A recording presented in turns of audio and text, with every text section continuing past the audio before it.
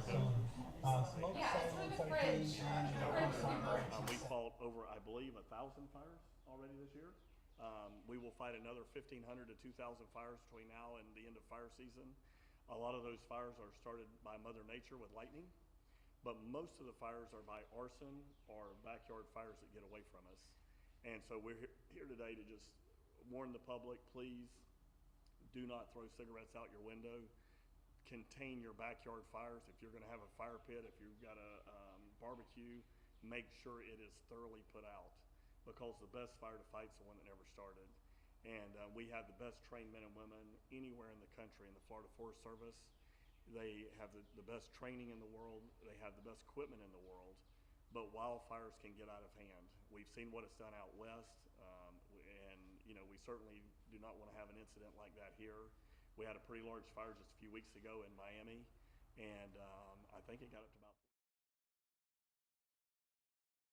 that fire in very short order relative to what we were dealing with there. Obviously, a nuclear power plant was in the area. The racetrack was in the area. So we had very high strategic value targets for the state of Florida. And we did that very successfully because of the professionalism of Rick Dolan and his team to make sure that we do that. Those successes do not guarantee future success. If the public sees something, we need you to say something. We need you to call. The earlier we can get on a fire and get it put out, the better we have it. We take nothing for granted here, and we are here to serve. We really appreciate our local firefighters that work with us in every county and the city municipalities. We work with all of them anytime we're needed, and we're looking for the continued partnerships. And anyways, we're here to just bring awareness today. So if you see something, certainly call local authorities. We have an open door with those local authorities, and training arenas. Just did a major training here. We have now a fleet of 10 helicopters that are state copters. You've seen them in action now. We can go in and start putting fires out very quickly with some of that technology that we didn't have just a few years ago. We had older, when I say older helicopters, I mean from the 60s and 70s, the old Hueys from the military, and they weren't always reliable. And so we've got a lot better equipment now. We're very appreciative of those things.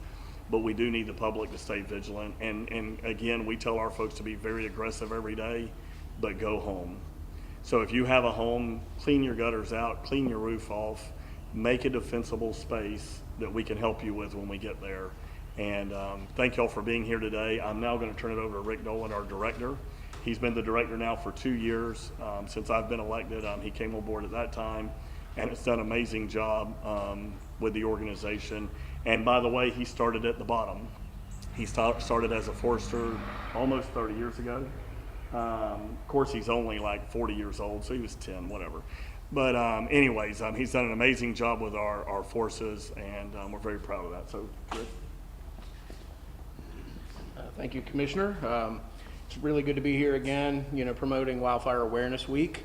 As the Commissioner said, we've responded to over 1,000 wildfires since January 1st. And to put that into perspective for you, at this point last year, we had responded to roughly 550. So we're a little bit over double where we were at this point last year, actually. And so we're expected another dry spring, much like it's the same kind of message that we had last year at this point. The National Weather Service has predicted a dry spring for us through the end of June, and they've been pretty spot on. A little bit different this winter. The Commissioner mentioned about the prescribed burn program here in the state of Florida, and it is excellent. It's the best one in the country. And last year we were very fortunate to have excellent weather and do a lot of prescribed burning around the state and actually set records. This year, because of the very dry winter, which was accurately predicted, we haven't burned quite as much, but we were able to get a lot of burning done. And the most important thing is that they did it very safely. And we are expecting Central and South Florida to be above average. We've gotten some timely rain in the Panhandle and North Florida recently, which will allow us to shift resources from North Florida to Central and South Florida as the fire activity picks up over the next 8 to 10 weeks. For example, we have drone teams in Central and South Florida as we speak to add some extra capacity to our district resources. Really proud of the partnerships that we have with the local fire service around the state. We can't do it alone. And the coordination and cooperation, for example, on the 344 fire at Miami-Dade was high profile, and a lot of infrastructure was threatened, and all the resources that were on scene did an excellent job. I was really proud of the coordination and the effort that went in down there. We didn't lose a structure, and there was a lot of valuable things that were threatened. The Florida Forest Service has some of the best firefighters in the country. Our men and women are trained at the top of their game, and we're very fortunate and very thankful, as the commissioner mentioned, about the extra equipment that we've gotten and updating our dozer fleet, which is our initial attack fire apparatus, as you see behind us here. And we're very fortunate to turn those over. For example, we purchased 43 new dozers this last year, and that's a big number for our agency. We're really proud of that, and we're very thankful that the legislature and Commissioner Simpson supports the Florida Forest Service and our emergency response effort. So with that, I guess Commissioner and I will take questions. Thank you. I'm not sure who this is best for, actually. When it comes to using the drones, are you putting the drones up without any sign of a fire, or do they only go up once there's a potential fire? Just explain the strategy behind the use of the drones. So we will deploy those to a wildfire. We don't typically put them up for detection. It's more of a safety feature. It's an excellent tool to ensure that our firefighters are safe. It will help our folks on the ground make better tactical decisions.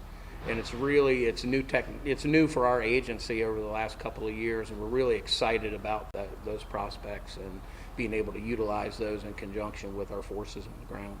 Yeah, and when you think about your drone program, what I really like about it, and we just talked about it earlier, the little balls you see in there is how we start forest fires. So if we're doing prescribed burns, in the past we may use a helicopter at $1,000 an hour to operate, versus now a drone can go up and start those fires. You're not putting people's lives in danger flying helicopters. You're not dealing with inclement weather.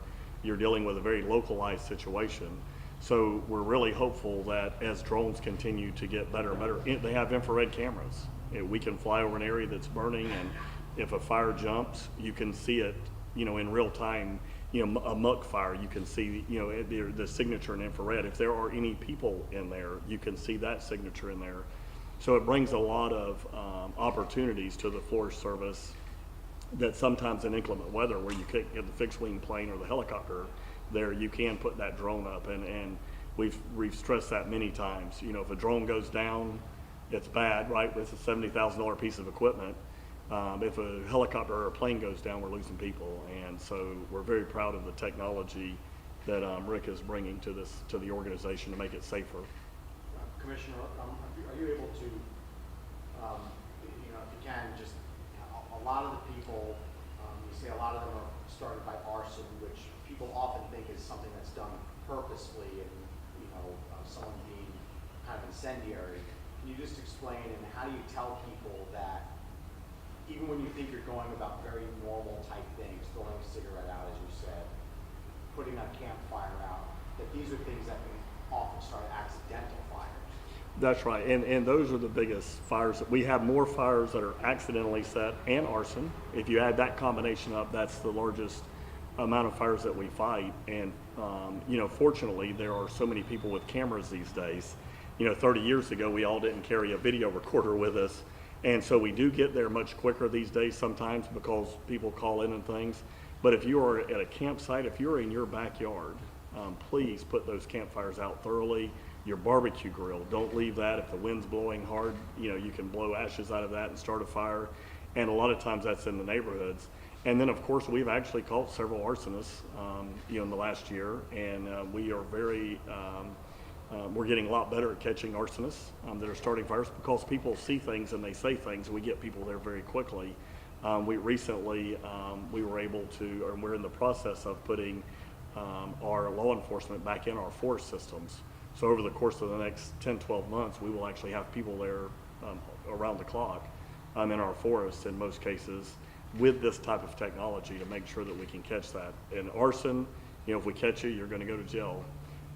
If you have the backyard, barbecue, the backyard fire, bonfire, what have you, please put those out thoroughly. And we've seen a lot of cases where, you know, someone will go to bed at 11 o'clock at night and they think they've got it put away, and 3 in the morning they're calling their house is on fire. And again, I think it's very important to talk about around your house, build a defensible space. Clear out your gutters, clean your roof off, make sure you don't have that fire, that fuel around your home, and build that defensible space. When our people show up, it makes their lives a lot easier when they have a defensible space. We have a website, bewildfirereadyfl.com, that really goes into detail exactly what the commissioner's talking about, how to protect yourself and protect your property. And I think one other point that I think is really important as we really gear up for this fire season is that people need to really pay attention to weather, you know, and specifically relative humidity. You get relative humidities that are in the 30s or below, easier for fires to start here in Florida. Wind, obviously, those very windy days, you need to be mindful of those. And the other thing that people really need to think about is days since rain. That's really an important thing. So you start getting, anytime in Florida, you get into double digits days since rain, you have a higher probability of a fire start. Is it drier than normal right now, or is it typical, or? It's a little drier than normal, for sure, here in Central Florida. It's extremely dry in South Florida, specifically Southwest Florida, around the Fort Myers and Naples area. We've had quite a bit of fire activity in the last few weeks. I have one other topic. Do you want to do that here, or do you want to do after? All right. Okay. Hey, thank y'all for coming out and getting the word out. Keep everybody safe. All right, thank you guys. Yeah, I just.